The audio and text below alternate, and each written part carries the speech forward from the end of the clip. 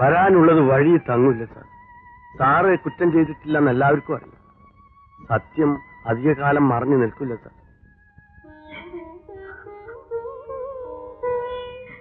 ബിന്ദുമോള് സ്കൂളിൽ പോണം കേട്ടോ? ഇല്ല, സാറ് വരാതെ ഞാൻ പോവില്ല. സാർ എപ്പോഴാ വരുന്നേ? സാറ് വരും മോളെ. മോളെ ചെല്ല്.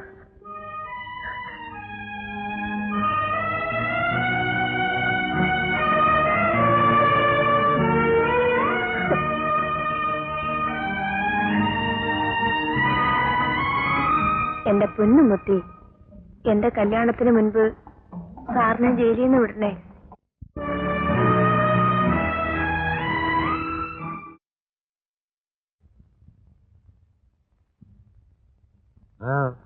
എന്താ സാർ, ഞാനൊരു കാര്യം പറയാൻ വന്നതാ.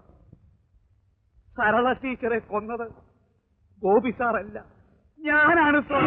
എന്ത്? നിങ്ങളോ? അതെ സാർ. അന്ന് എന്റെ മകന് അസുഖം കൂടി. എന്താ മനുഷ്യനെ നോക്കിയിരിക്കുന്നേ? വേഗം ചെന്ന് ഡോക്ടറെ വിളിച്ചോണ്ട് വാ. എന്റെ കയ്യിൽ കാശ് പോലുമില്ല. കടം ചോദിച്ചാലോട്ട് ആരും തരത്തുമില്ല. എട്ടുകാലി പോലും പട്ടിക്കാരും മാമന്റെ കയ്യില്ല. നിങ്ങൾ എന്താ ഇങ്ങനെ ഇരിക്കണേ? കൊച്ചു ചാവണത് കാണാനിരിക്കുകയാണോ?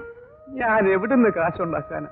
ആരെങ്കിലും കണ്ട് ചോദിക്കും. തന്നെ എന്റെ ഭഗവതി, എന്റെ കുഞ്ഞിനൊന്നു വരുത്തല്ലേ. ഞാനൊന്ന് നോക്കട്ടെ. നാരായണ, ഒരു 10 രൂപ തന്നേ. മോന് സുഖമില്ലാതെ കിടക്കുക, മരുന്ന് മേടിക്കാനാ.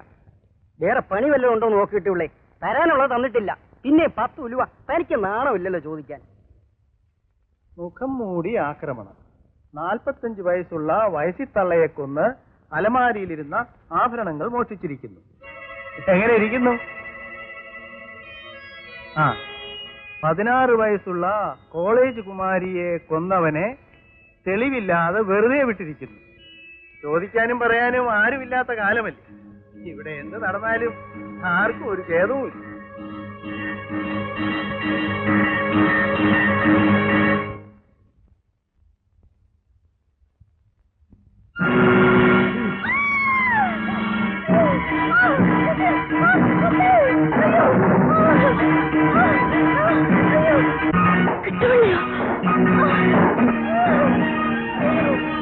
ദാരിദ്ര്യം കാരണം ചെറിയ ചെറിയ തെറ്റുകളിൽ ഞാൻ തുടങ്ങി. അവസാനം വലിയൊരു തെറ്റിൽ ചെന്ന് അവസാനിച്ചു. ഞാൻ മഹാഭാവിയാണ് സാർ, മഹാഭാവിയാണ് സാർ. മോളിനി സ്കൂളിൽ പോയിക്കോ. ഞാൻ സാറിന്റെ കൂടെ പോവും. എന്താ പെണ്ണേ, പതിവില്ലാതൊരു മൂളിപ്പാട്ടും പറ്റും. പോ തുളസി കുഞ്ഞ്. മുത്തിയമ്മ സ്നേഹമുള്ളവളാ. അല്ലെങ്കിൽ പിന്നെ എന്റെ കല്യാണത്തിന് മുൻപ് സാറിന് വരാൻ പറ്റുമോ? മുത്തിയമ്മ കിട്ടുള്ളേ കൊണ്ട് സത്യം പറയിപ്പിച്ചതാ. വരുമോളെ.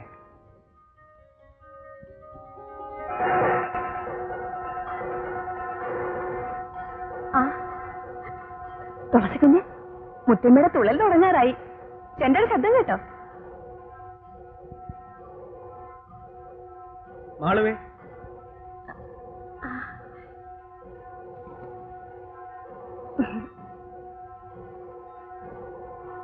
ചന്തയ്ക്ക് പോവുക.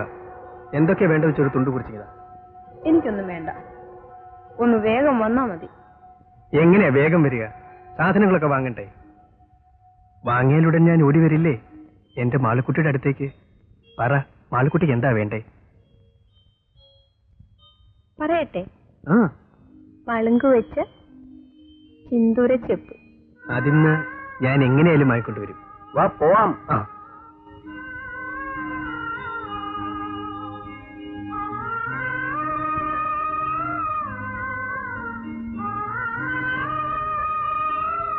ഞാൻ പുഴയിൽ പോട്ടെ, ഇതൊക്കെ കഴുകണം.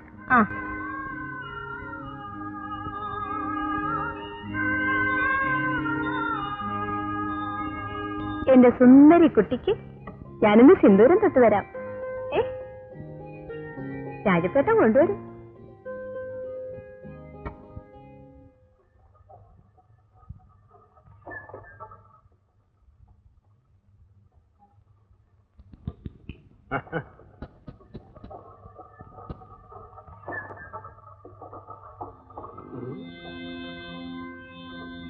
എന്താ ദാമുണ്ണ? ആ പ്രതീക്ഷിച്ചിരുന്ന സമയം വന്നു. ദേവനും രാജപ്പനും ചന്തയിൽ പോണു. വാദ്യാര് സ്കൂളിൽ, മാണു വീട്ടിൽ. അത് വേണ്ട ദാമുണ്ണ, നാളെ ആ പെണ്ണിന്റെ കല്യാണമാണ്. ഉടയരപ്പേ, കല്യാണം നടക്കും. അതിനു മുമ്പേ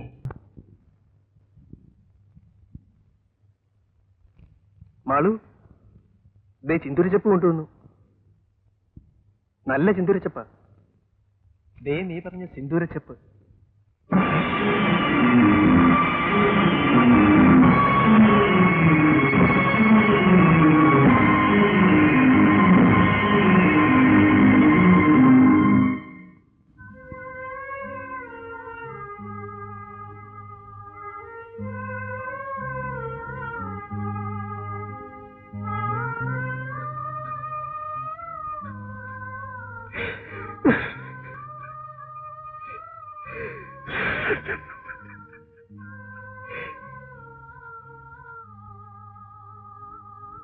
മാളു, ഇതാ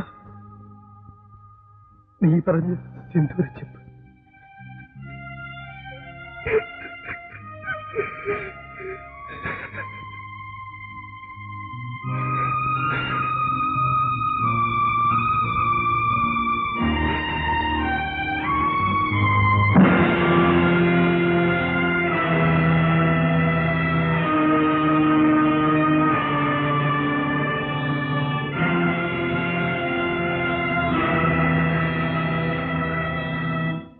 കാളറാമ് വിചാരിച്ചൊന്നും ഇതുവരെ നടക്കാതിരുന്നിട്ടില്ല.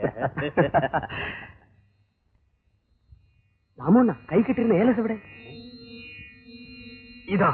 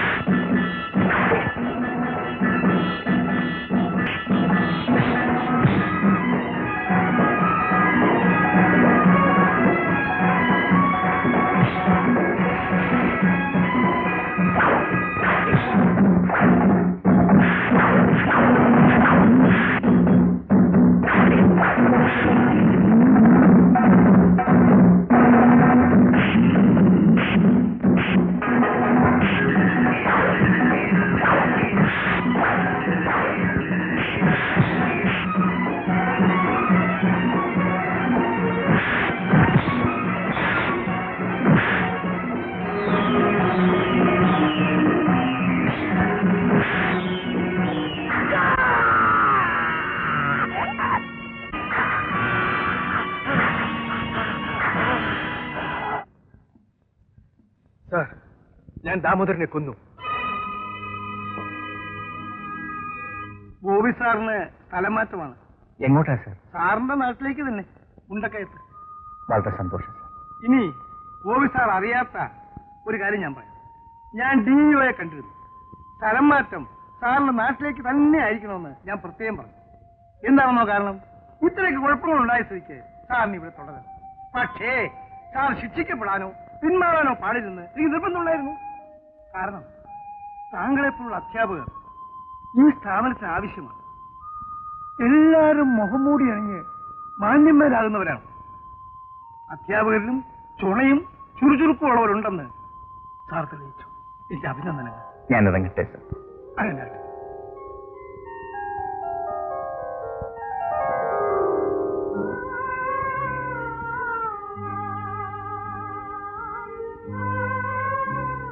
രാജപ്പ, എനിക്ക് സ്ഥലം മാറ്റമാണ്. എന്റെ സ്ഥലത്തേക്ക് തുളസിയും ബിന്ദുവിനെയും ഞാൻ കൊണ്ടുപോകും, എന്റെ ഭാര്യയും മകളുമായിട്ട്. രാജപ്പനെ ഈ നിലയിലാക്കിയിട്ട് പോകാൻ എനിക്ക് സങ്കടമുണ്ട്. എനിക്കൊരു സങ്കടവുമില്ല സാർ. എന്റെ മാളുവിനെ കൊന്നവനെ ഞാൻ കൊന്നു. അതൊരു നേട്ടമല്ലേ സാർ? തീർച്ചയായും. കഴുകുമരത്തിൽ കയറാൻ ഞാൻ തയ്യാറാണ് സാർ. അങ്ങനെ തീർത്തു പറയണ്ട. രാജപ്പന് വേണ്ടി വാദിക്കാൻ ഏറ്റവും സമർത്ഥനായ ഒരു ക്രിമിനൽ വക്കീലിനെ ഞാൻ ശുപാർശ ചെയ്തിട്ടുണ്ട്. രൂപയും കൊടുത്തു.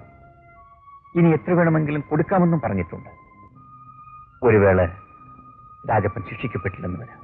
എന്നെ ശിക്ഷിക്കട്ടെ സാർ. എന്നെ തൂക്കിക്കൊല്ലട്ടെ. എനിക്കാകെ ഉണ്ടായിരുന്ന എന്റെ മാളു പോയി.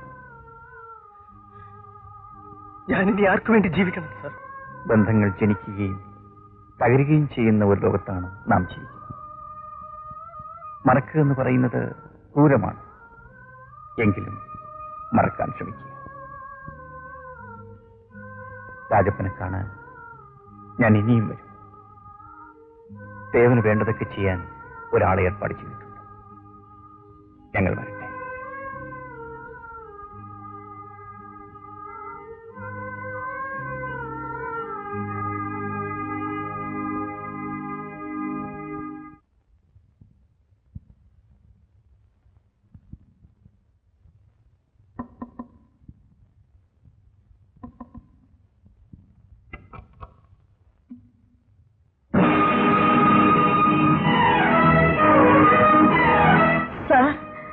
ഇത് ഇയാൾ?